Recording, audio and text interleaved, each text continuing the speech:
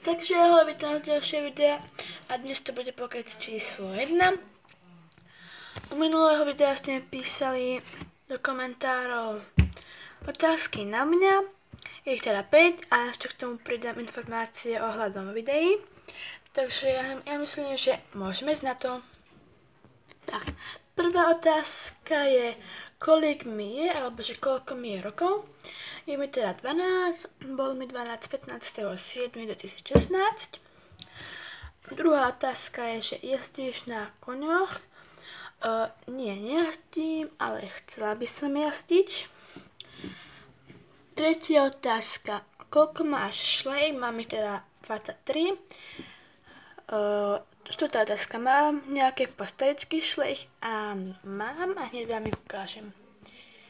Mám iba jednu, aj to teda postavička k myciemu proste k sprche.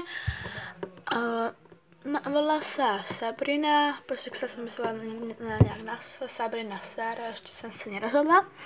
A takže takto. No.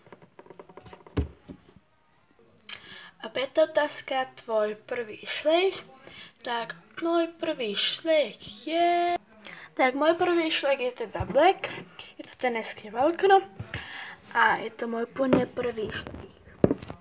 Mám ho teda cez 1 rok. Lebo som začala šlejk zbierať okolo augusta, júla, okolo roku 2015. Júl, august. Takže je už skoro rok, čo som mala tohto prvého šlejk a mám ich, takže no. Tak a teraz k informáciám ohľadom videí. Tak, videá mali vychádzať pôvodne častejšie, ja som mala naplánované videá, ja som mala jedno video natočené, len v tom jednom videu, čo som mala natočené, na jednom mieste nešiel zvuk. Takže tak. A ďalší týždeň tu nebudem, budem na prázdninách, takže videá nebudú vychádzať.